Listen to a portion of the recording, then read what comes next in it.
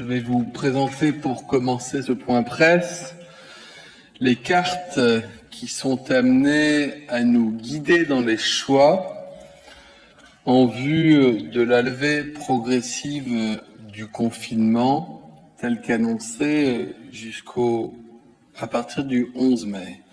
Ensuite, je laisserai le directeur général de la santé, le professeur Jérôme Salomon, faire le point quotidien tel que vous en avez pris l'habitude, puis il répondra aux éventuelles questions des journalistes.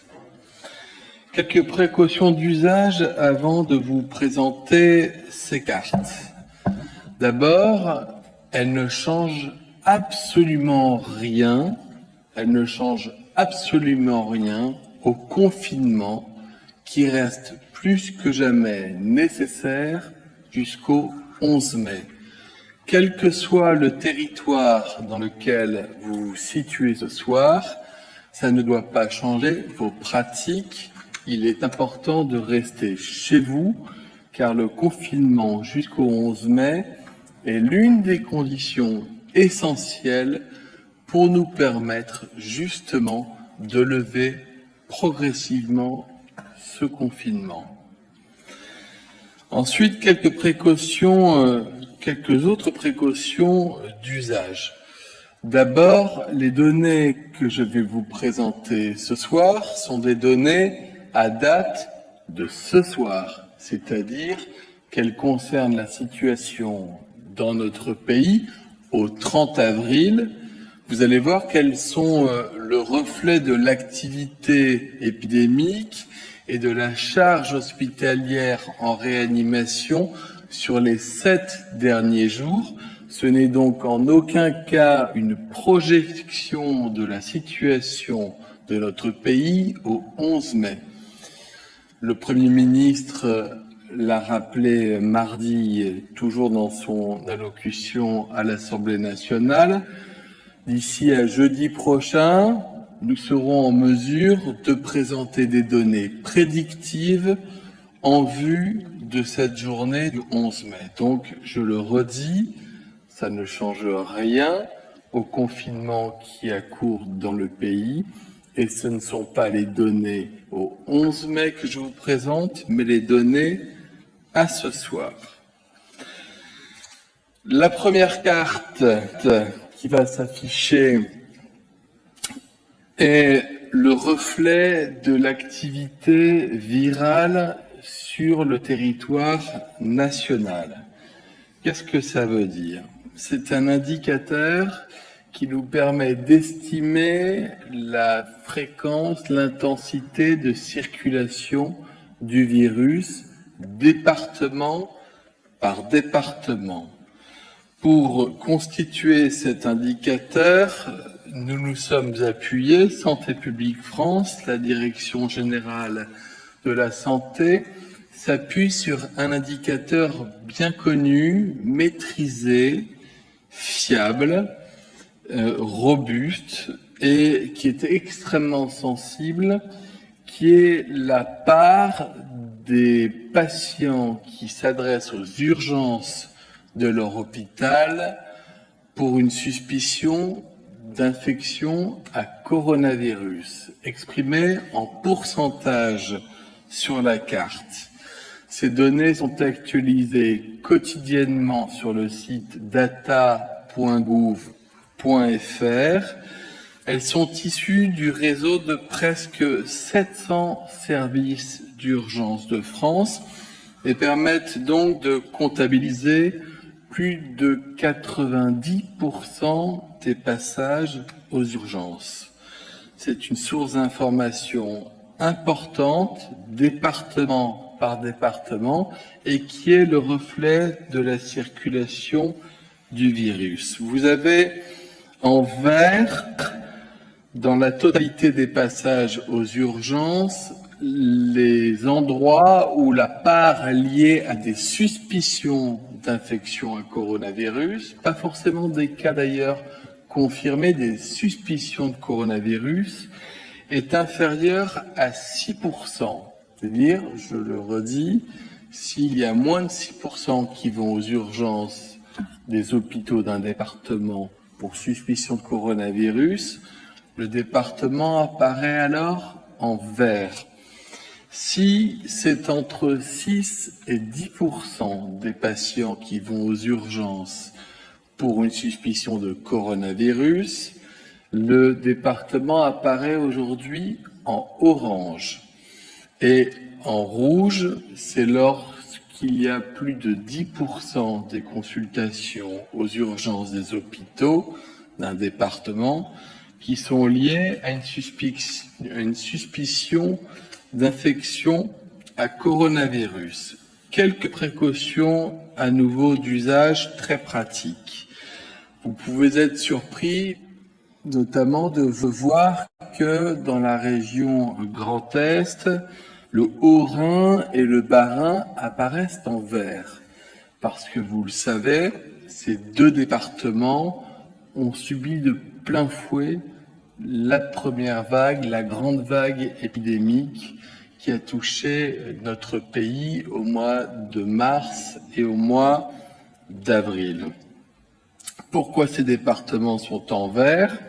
Non pas parce que la pression hospitalière y serait faible, vous verrez sur la carte suivante, mais parce que nous constatons qu'actuellement, parmi les passages aux urgences, un nombre limité sont liés à l'infection au coronavirus, ce qui veut dire que sur les 7 derniers jours, l'activité épidémique Covid y est considérée comme maîtrisée ou en tout cas plus faible que les normes et que les seuils que nous avons fixés. À l'inverse, vous avez un département qui apparaît en rouge dans le sud-ouest de la France, qui correspond au Lot, qui a l'air comme ça assez isolé en rouge, parce que il y a un certain nombre de passages aux urgences qui ont été motivés par une suspicion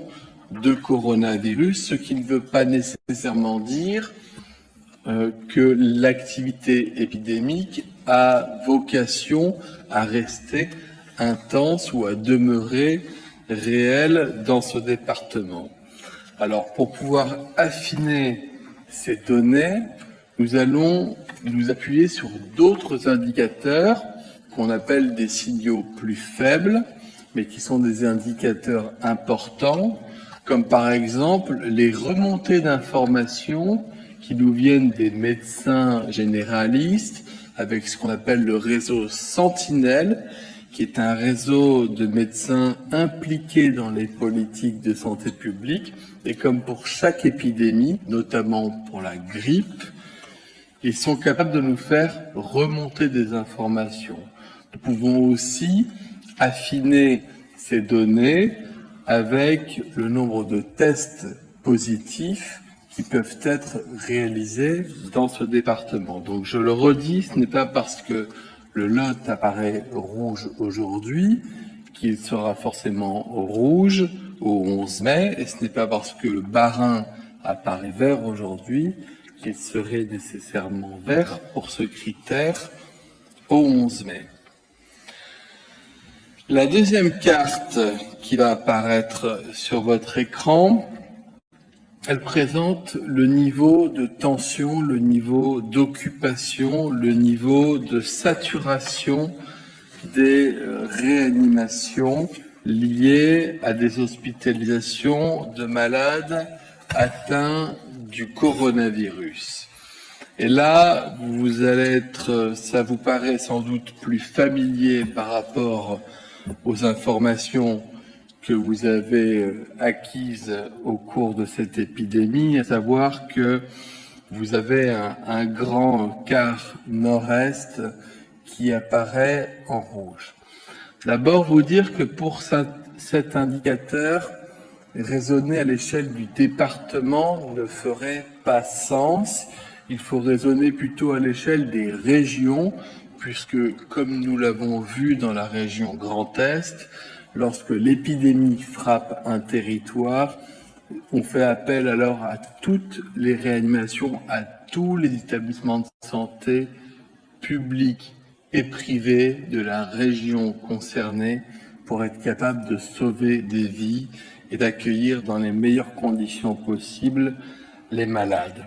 Ainsi, vous avez un certain nombre de régions qui apparaissent en rouge parce que plus de 80% des lits de réanimation y sont occupés par des malades atteints du coronavirus.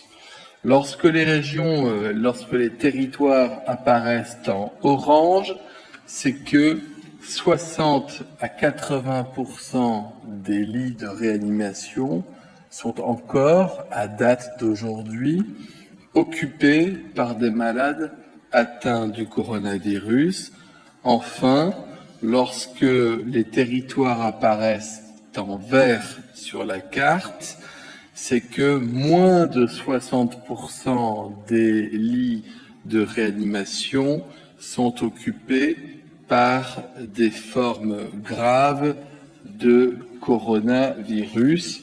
C'est un bon indicateur de la tension des réanimations. Ce qu'il faut que vous compreniez, c'est que tant qu'il y a beaucoup de malades dans les réanimations, tant que les réanimations n'ont pas retrouvé un rythme de croisière normal, nous devons faire particulièrement attention au moment où nous levons le confinement, parce que s'il y avait une reprise épidémique, eh bien, très rapidement, nous pourrions atteindre une saturation des réa, et ça, c'est évidemment ce que nous cherchons à éviter le plus possible. À nouveau, ces données, elles sont disponibles, accessibles, réactualisées très régulièrement. À nouveau, ces données sont sensibles, elles sont importantes à suivre, et à nouveau, ces données n'illustrent que la situation au jour d'aujourd'hui et pas la situation au 11 mai. Elle est encore susceptible d'évoluer, même si, concernant ces données de saturation des réanimations, elles évoluent forcément plus lentement que les données de circulation active du virus. Et enfin, vous avez une carte de synthèse qui va apparaître, une carte de synthèse qui fait la synthèse de ces deux principaux indicateurs, avec des territoires qui apparaissent en rouge lorsque au moins un des indicateurs est en rouge pour le département concerné, des cartes des départements qui vont apparaître en vert lorsque tous les indicateurs sont en vert dans les départements concernés, et puis encore des zones oranges lorsque on est entre deux. Il n'y a pas d'indicateur rouge, mais il y a au moins un indicateur orange, c'est-à-dire que où il y a une pression épidémique, une circulation active du virus qui est encore au-dessus de l'attendu, où les réanimations sont à un niveau de saturation qui est au-dessus des normes et des seuils que nous avons fixés. Le Premier ministre l'a dit, au moment de lever le confinement, il y aura des départements verts et des départements rouges.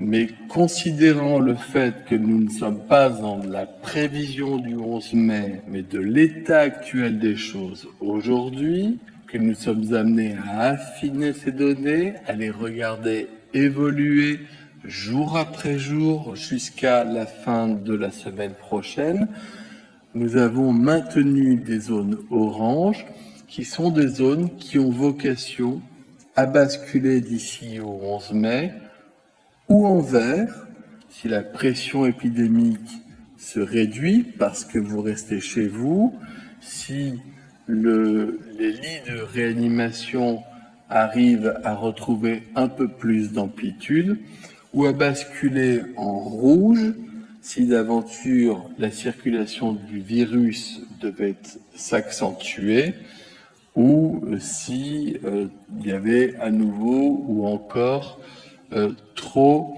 de malades dans les services de réanimation. Donc ces cartographies, encore une fois, ne sont que des indicateurs qui guident les décisions. Ils sont affinés par d'autres indicateurs. Un autre, d'ailleurs, viendra s'ajouter à ce que je viens de vous présenter.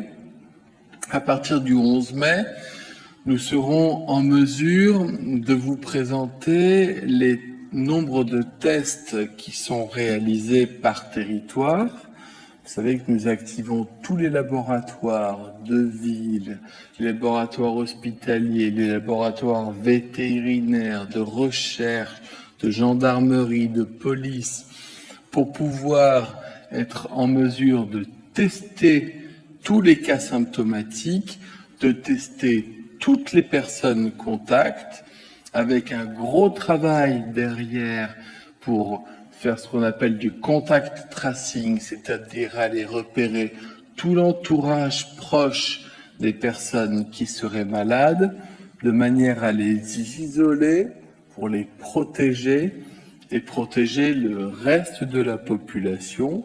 Si d'aventure on devait s'apercevoir que le nombre de malades devient supérieur à ce que nous avions prévu de pouvoir tester sur un territoire donné, ça pourrait être une information importante et nous vous la communiquerions. Mais sachez que nous mettons tout en œuvre pour préparer notre pays dans la perspective du 11 mai. Nous rappelons l'objectif, être capable de tracer toutes les personnes symptomatiques, leurs cas contacts, d'être capable d'isoler les personnes qui peuvent présenter des symptômes ou qui sont susceptibles de transmettre la maladie, de manière à protéger les Français. Bonsoir à toutes et tous. La pandémie de Covid-19 s'est étendue à 185 pays et touche plus de 3,2 millions de personnes dans le monde. 228 757 personnes en sont décédées et près d'1 million de personnes en ont guéri. Les États-Unis sont le pays le plus touché, avec plus d'1 million de cas et 61 123 décès. L'Europe reste fortement impactée, avec plus d'1,2 million de cas et 132 543 décès. En Italie, on recense plus de 203 000 cas et 27 682 décès. Le Royaume-Uni, avec 166 000 cas et 26 000 décès, est aussi très touché, de même que l'Espagne, qui enregistre 239 639 cas et 24 543 décès. En France, vous le savez, l'immense majorité des cas sont bénins et heureusement pris en charge en ville par les médecins généralistes, et par les médecins traitants et puis par les laboratoires sentinelles. C'est ce qui nous permet d'avoir des données de surveillance en population, de surveillance dite syndromique. Nous avons l'activité de SOS Médecins, qui a réalisé 295 interventions pour suspicion d'infection Covid-19 au cours de la journée du 29, au cours de la journée d'hier. C'est 6% de l'activité totale de SOS Médecins. Le ministre vous a parlé de l'indicateur de circulation virale, d'activité épidémique que représente le recours aux services d'urgence de la part des médecins. Et donc, ces 1296 passages hier pour une suspicion d'infection coronavirus, c'est 6% de l'activité des services d'urgence, mais ça a conduit aussi à 32% d'hospitalisation, dont 4% en réanimation. Enfin, nous avons l'activité des laboratoires qui font donc des tests, et le taux de positivité de ces tests est important. Plus le taux de positivité est élevé, plus le virus circule, plus ce taux va diminuer au fur et à mesure et au fil du temps, moins le virus circulera. Ce taux de positivité descend doucement en France. Il était de 18%. Il est plus élevé en milieu hospitalier, 33%, et il est de 16% en ville. En ce qui concerne les données hospitalières, elles proviennent de 1360 établissements de santé. 26 283 personnes sont toujours hospitalisées pour une infection Covid-19. C'est heureusement 551 personnes en moins, mais c'est tout de même 1048 nouvelles admissions à l'hôpital. Et vous savez que le nombre maximum avait été atteint le 14 avril avec 32 250 malades de Covid hospitalisés. 7 166 malades sont actuellement hospitalisés en réanimation et soins intensifs, dont 4 019 atteints de Covid-19. Vous voyez que c'est encore très important. Vous vous souvenez que le nombre maximum de malades atteints du Covid en réanimation avait approché les 7200 patients le 9 avril. 4 régions qu'on a bien vues sur les cartes concentrent 71% des hospitalisations en réanimation. Il s'agit de l'Île-de-France, 40%, le Grand Est avec 13%, Auvergne-Rhône-Alpes et Hauts-de-France, respectivement chacun 9%. Au cours des dernières 24 heures, 121 nouveaux patients graves ont été admis en réanimation. En tenant compte des sorties, fort heureusement, le solde reste négatif avec 188 patients en moins. C'est un besoin de lits de réanimation qui baisse lentement mais régulièrement et qui est évidemment fondamental en termes de tension hospitalière et de mobilisation de toutes les ressources humaines. Dans les Outre-mer, on relève 75 hospitalisations, dont 21 en réanimation, et on approche désormais les 50 000 personnes guéries sorties de l'hôpital, auxquelles il faut ajouter évidemment les dizaines de milliers de personnes qui ont guéri spontanément en ville sans nécessité de passage à l'hôpital. Vous le constatez, cette épidémie est massive, elle est sévère. Nous avons dépassé les 91 600 personnes hospitalisées depuis le 1er mars pour cette infection coronavirus, dont près de 16 000 malades ont dû être pris en charge en réanimation. La circulation du virus, vous l'avez vu, reste à un niveau élevé dans de nombreux territoires. Nous devons donc tout faire pour respecter le confinement respecter les gestes barrières qui doivent devenir des réflexes et surtout les mesures de distanciation physique et sociale qui vont rester, là encore, pour plusieurs semaines d'actualité.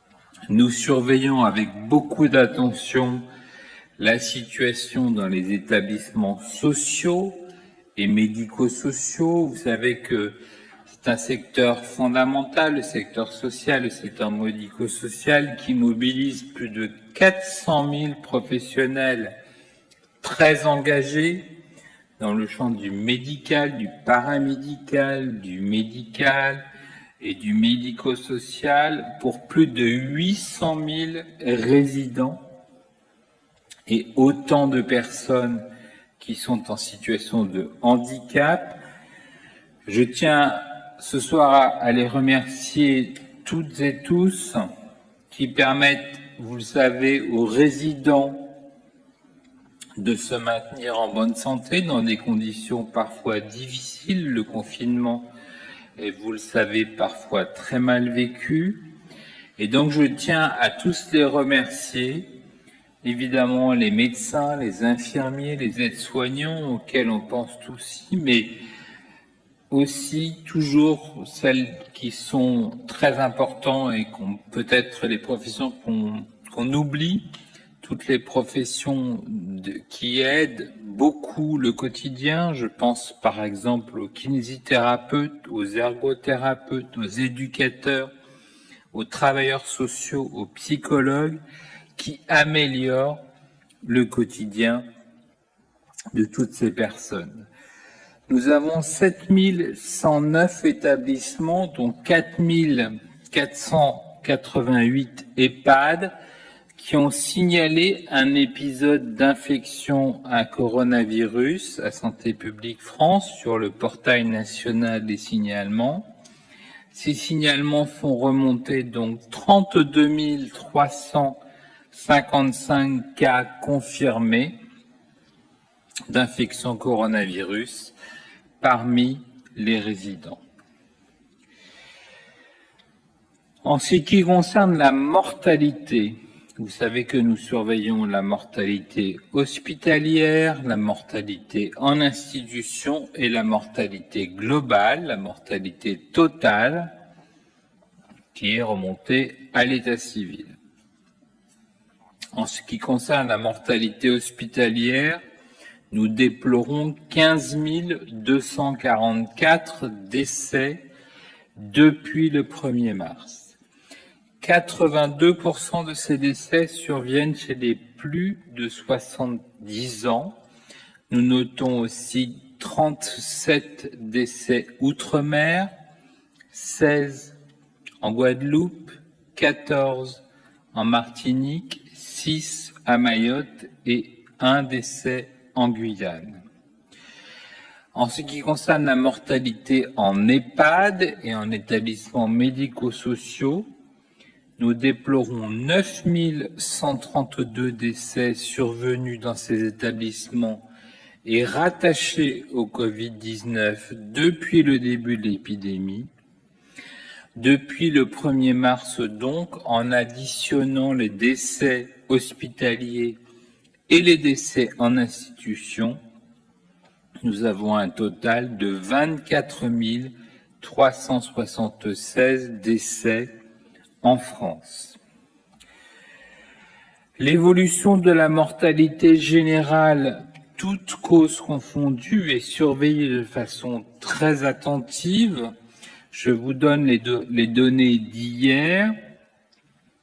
À l'échelon national, vous savez que nous observons un excès de décès par rapport à la mortalité attendue à la même période. Cet excès est observé depuis mi-mars. Il poursuit sa hausse depuis la semaine 12 et il a atteint un pic en semaine 14 et 15, mais il est toujours en hausse en semaine 16, qui est la semaine du 12 au 19 avril, où il atteint plus 31%.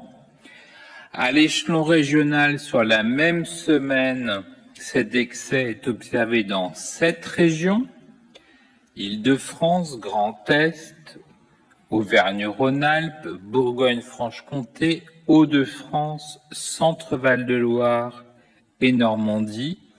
Et en semaine 17, donc la semaine du 19 au 26 avril, cet excès émerge déjà en Île-de-France.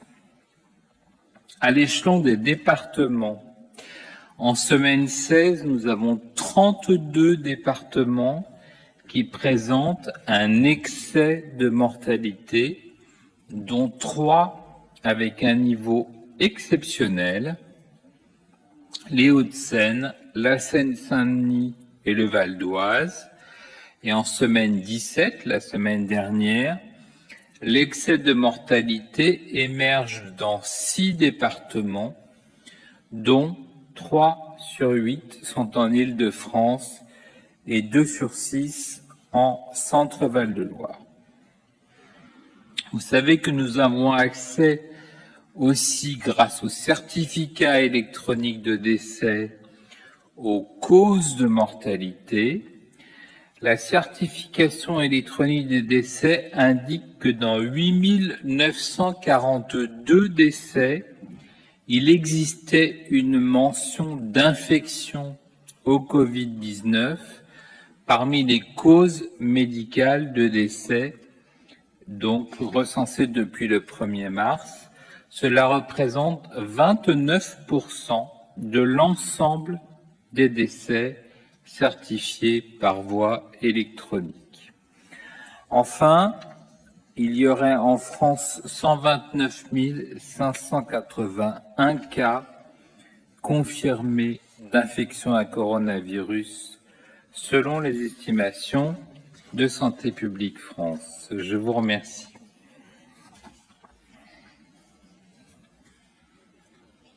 Nous passons aux questions des journalistes. Une question des Échos tout d'abord à propos des départements qui seront en rouge le 11 mai. Dans ces départements, y aura-t-il une possibilité de déconfiner un peu, entre termes d'assouplir les règles actuelles? Alors, vous avez noté que le Premier ministre avait eu un discours extrêmement prudent, qui est totalement justifié par l'évolutivité de la situation.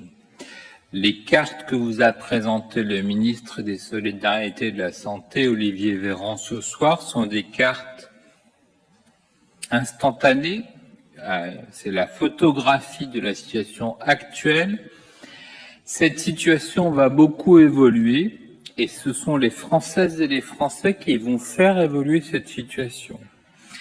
D'abord parce que vous avez vu que la circulation de l'épidémie, l'activité de l'épidémie, sa cinétique, sa dynamique, il faudra qu'on trouve le bon terme, elle est variable dans le temps. Il y a des gens qui se présentent aux urgences, qui appellent le médecin traitant, qui appellent SOS médecin, et donc nous avons besoin d'un signal quasi quotidien d'activité de ville qui nous donne une alerte précoce ou qui nous rassure au contraire sur les suspicions d'infection à coronavirus.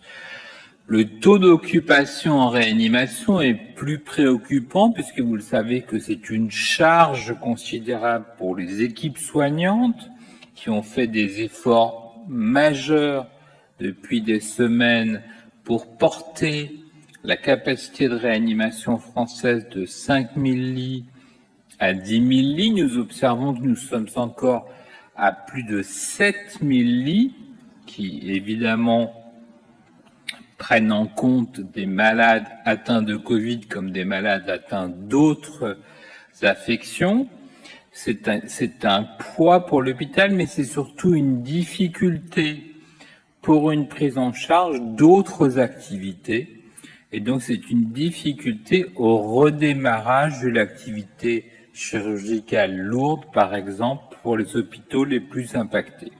Donc, c'est un élément important de l'offre de soins et de la capacité d'un établissement à reprendre une activité normale.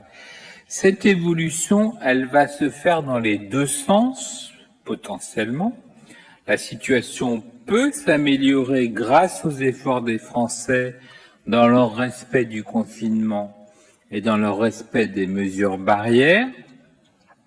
Elle peut éventuellement s'aggraver et c'est pour ça que nous aurons cet indicateur en permanence pour donner un signal aux Françaises et aux Français qu'il se passe quelque chose, qu'il y a à nouveau des cas groupés ou que l'activité médicale en ville augmente. Évidemment, ce n'est pas ce que nous souhaitons, mais nous avons besoin de ces indicateurs quotidiens pour vérifier l'évolution d'ici au 11 mai, et puis à partir du 11 mai, s'appuyer sur l'ensemble des données dont nous disposerons, en particulier ce que je vous présente tous les soirs en termes d'activité de médecine de ville, d'activité des laboratoires, de recours aux urgences, pour suivre le plus finement possible, le plus efficacement possible, l'évolution de la situation lorsque les mesures seront levées. Évidemment, le Premier ministre l'a dit, les départements, les régions qui seront en rouge devront faire encore plus attention, devront être encore plus vigilants. La population sera appelée vraiment à un respect strict des mesures barrières, à un respect strict de la distanciation physique d'1 mètre. Et puis nous lèverons petit à petit tous ensemble, progressivement, étape par étape. Mais vous savez que nous sommes déjà dans une première phase du 11 mai au 2 juin où nous allons surveiller de très près, évaluer l'impact de ces premières mesures. Une autre question sur ces départements en rouge, par CNews cette fois. Édouard Philippe a expliqué que le déconfinement serait plus strict dans les départements rouges. Le professeur Delfrécy a indiqué par ailleurs qu'il serait préférable de porter un masque dans tous les lieux publics. Donc, à partir de la carte présentée ce soir, est-il envisageable que le port du masque soit étendu à l'ensemble des lieux publics dans ces départements rouges? Alors, nous n'en sommes pas là. Vous savez que pour l'instant, c'est une carte qui est indicative. Le Premier ministre a beaucoup insisté aussi sur le fait qu'il s'adapterait à l'évolution de la situation. Et donc, il a même donné la date du 7 mai où il analysera finement la situation et on verra à ce moment-là quelle sera l'adaptation éventuelle des mesures. Mais surtout, je pense que le message est très clair pour les Françaises et les Français. D'abord, je pense que c'était très important de partager avec les Françaises et les Français la situation de ce soir, qui ne sera pas la situation du 7 mai et qui ne sera pas non plus la situation après le 11 mai, puisque là encore, les Françaises et les Français ont le pouvoir de freiner cette épidémie et doivent le faire de toute leur force comme nous le faisons depuis plusieurs semaines. Et puis, nous adapterons, là encore, nos réponses, nos moyens, effectivement, avec toutes les mesures barrières, et notamment lorsque la mesure de distanciation physique n'est pas possible. Une autre question de CNews, cette fois au sujet des équipes d'enquête pour ce qu'on appelle le contact tracing. Quel accès ces équipes auront-elles aux dossiers médicaux ou à des données personnelles des malades ou de cas contacts? Alors, le minimum possible, parce que là, on est vraiment sur un résultat de chaîne extrêmement simple. Nous aurons une information sur un test positif. Et nous n'avons pas forcément d'informations sur la personne, puisque là encore, la seule la seule démarche qui va être faite, et qui va être faite comme on l'a déjà fait depuis le début de l'épidémie, parce que je vous rappelle que nous l'avions fait pour les cas groupés dans l'Oise, nous l'avions fait pour les cas groupés des contamines de Montjoie. C'est une équipe à composante médicale qui est menée par l'Agence régionale de santé, par la cellule de santé publique France en région, par l'appui de l'assurance maladie si nécessaire. Ce sont des appuis, mais ce sont vraiment des investigations épidémiologiques. Et pour être très concret pour les Françaises et les Français, si par hasard l'un d'entre vous était testé positif, vos cas contacts sont les suivants. Ce sont les personnes qui vivent avec vous, qui sont sous le même toit. C'est votre famille, ce sont vos proches. Et en termes d'activité professionnelle, ce sont les personnes qui passent beaucoup de temps avec vous, qui travaillent dans le même bureau, par exemple. Et donc, on sait que ce sont ces contacts étroits, ces contacts rapprochés, ces contacts prolongés qui sont les plus susceptibles d'être des cas qui auraient pu être contaminés à votre contact. Ce ne sont pas les personnes que vous avez croisées dans la rue, que vous avez saluées à distance, etc. Donc, l'application des mesures barrières va probablement réduire le nombre de contacts réels. Et donc, tout ce que nous ferons en termes d'application de l'ensemble des mesures barrières et d'application de la distanciation physique permettra de réduire ce nombre de contacts qui seront ensuite explorés avec l'aide évidemment de la personne positive qui expliquera ce qu'elle a fait dans les 2 jours précédents pour aider les investigateurs à définir cette liste de contacts. Une question du Monde à propos de la comptabilisation des tests par Santé publique France. Dans le point épidémiologique hebdomadaire de Santé publique France, la comptabilité des tests PCR inclut-elle des tests effectués en laboratoire public de recherche et en laboratoire vétérinaire? Alors, pas pour l'instant. Nous avons, vous le savez, Santé publique France publie l'ensemble de ces données, un réseau qui s'appelle un réseau 3 labos, qui est basé sur de grands laboratoires de ville, mais aussi de l'activité hospitalière. Nous avons de notre côté, par les hôpitaux, l'ensemble des tests effectués par les établissements hospitaliers, et nous aurons, avec cette mobilisation de l'ensemble des laboratoires, à construire dans les tout prochains jours un système d'information unique, national, qui permettra de regrouper l'ensemble des données concernant les tests, l'ensemble des données évidemment concernant les tests positifs, pour que nous disposions d'une base nationale facile d'accès pour les investigateurs, pour pouvoir vous donner des informations sur le nombre de tests réalisés en France, sur le nombre de tests positifs, et surtout aider dans cette campagne très importante qu'a rappelé le Premier ministre, qui est l'importance de dépister, de tracer les contacts et d'isoler les personnes malades. Une question de liaison sociale. Est-ce que les conditions actuelles de remboursement de la téléconsultation vont perdurer pendant la phase de déconfinement, notamment pour faciliter la détection et le dépistage des personnes potentiellement malades? Alors, c'est une question qu'on se pose, évidemment. Tout a été fait, vous savez, pour favoriser la téléconsultation, le télésoin, et donc, si c'est nécessaire, nous le poursuivrons. C'est un succès considérable de la téléconsultation qui a été observé ces dernières semaines.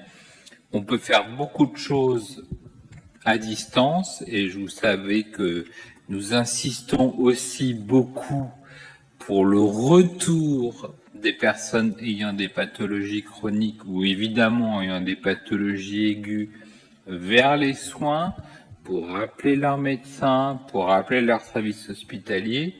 Mais il y a aussi des actes qu'on ne peut pas faire à distance. Je pense par exemple aux vaccinations obligatoires du nourrisson.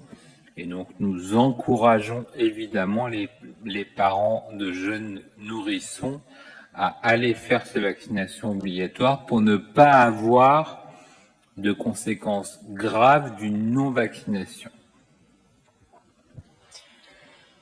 2 questions pour Medicite. La première, le port du masque va être rendu obligatoire dans certains lieux à partir du 11 mai.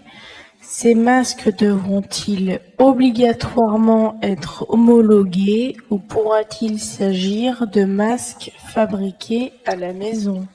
Alors nous favorisons évidemment les masques qui sont homologués, qui sont normés, qui sont testés. Vous savez que nous avons fait un énorme effort en France d'accès à des masques qui auront été testés sur leur capacité de filtration, mais aussi sur leur capacité de respirabilité. Mais il y a aussi désormais des accès pour celles et ceux qui le souhaitent à des moyens de fabriquer de façon fiable des masques à la maison. Et donc, il y a aussi des sites officiels qui vous aident à respecter les bonnes pratiques pour disposer de masques qui sont conformes à ce que l'on souhaite en termes de masques de protection grand public.